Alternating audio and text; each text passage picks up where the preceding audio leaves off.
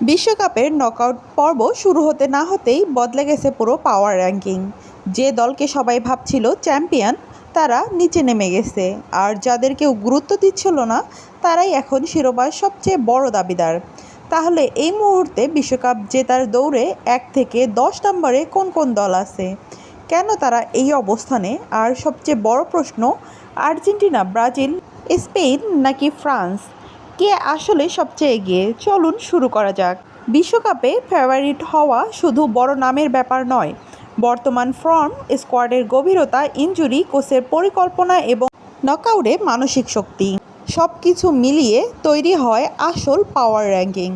আজ আমরা আলোচনা করব বর্তমান সময়ে বিশ্বকাপ জয়ের সম্ভাবনা অনুযায়ী 1 থেকে 10 নাম্বার পর্যন্ত সেরা দলগুলোকে। Number 10, Norway.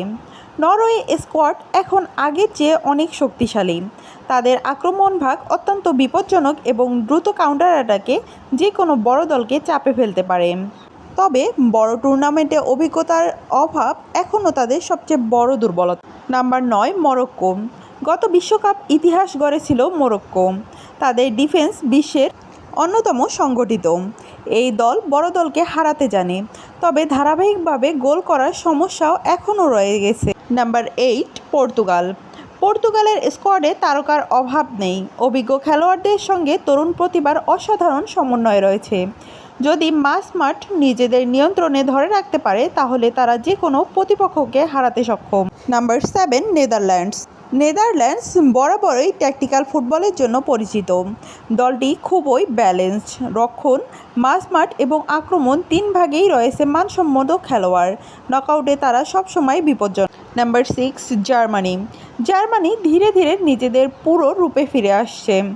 দ্রুত আক্রমণ, শক্তিশালী প্রেসিং এবং দারুণ দলীয় সমন্বয় তাদের সবচেয়ে বড় অস্ত্র। যদি ধারাবাহিকতা ধরে রাখতে পারে তাহলে শিরোপার লড়াইয়ে তারা অনেক দূর যাবে। Number 5, England. বিশ্বের সবচেয়ে দামি স্কোয়াডগুলোর একটি এখন ইংল্যান্ড। আক্রমণ ভাগে প্রচুর বিকল্প রয়েছে, তবে বড় ম্যাচে মানসিক চাপ সামলানো এখনও তাদের সবচেয়ে বড় পরীক্ষা। Number 4, France. ফ্রান্সের স্কোয়াডের গভীরতা অবিশ্বাস্য, প্রতিটি পজিশনে বিশ্বমানের খেলোয়াড়। বড় ম্যাচে তাদের অভিজ্ঞতা অন্য অনেক দলের চেয়ে বেশি, এই কারণে তারা সবসময় ফেভারিটদের তালিকায় থাকে। Number 3, Spain. স্পেনের পাসিং ফুটবল এখন আরও দ্রুত এবং কার্যকর। তরুণ খেলোয়াড়দের আত্মবিশ্বাস এবং মিডফিল্ডের নিয়ন্ত্রণ তাদের সবচেয়ে বড় শক্তি। যদি ফিনিশিং ঠিক থাকে তাহলে ট্রফি জেতার সম্ভাবনা অনেক বেশি। Number 2, Brazil. ব্রাজিল সবসময় বিশ্বকাপের অন্যতম বড় ফেভারিট। দলের আক্রমণ ভাগ অত্যন্ত শক্তিশালী, উইং প্লে, ব্যক্তিগত স্কিল এবং দ্রুত ট্রানজিশনে তারা বিশ্বের অন্যতম সেরা। তবে রক্ষণে ছোট ভুল করলেও বড় মূল্য দিতে হতে পারে। আর নাম্বার 1, আর্জেন্টিনা। বর্তমান পাওয়ার র্যাঙ্কিংয়ে নাম্বার 1-এ রয়েছে আর্জেন্টিনা। এর প্রধান কারণ তাদের অসাধারণ দলীয় সমন্বয়, শক্তিশালী ডিফেন্স, কার্যকর মিডফিল্ড এবং ম্যাচ জেতার মানসিকতা।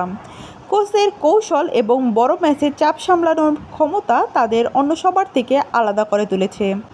এই কারণে এই মুহূর্তে অনেক বিশ্লেষকের চোখ বিশ্বকাপ জয়ের সবচেয়ে বড় দাবিদার আর্জেন্টিনা। তবে মনে রাখতে হবে, বিশ্বকাপ এমন একটি টুর্নামেন্ট যেখানে মাত্র একটি ম্যাচই পুরো হিসাব পাল্টে দিতে পারে। আপনার মতে এই মুহূর্তে আসল 1 নম্বর ফেভারিট কে? আর্জেন্টিনা, ব্রাজিল, স্পেন নাকি অন্য কোনো দল? আপনার মতামত কমেন্টে লিখুন। ভিডিওটি ভালো লাগলে লাইক, শেয়ার এবং সাবস্ক্রাইব করতে ভুলবেন না। ধন্যবাদ।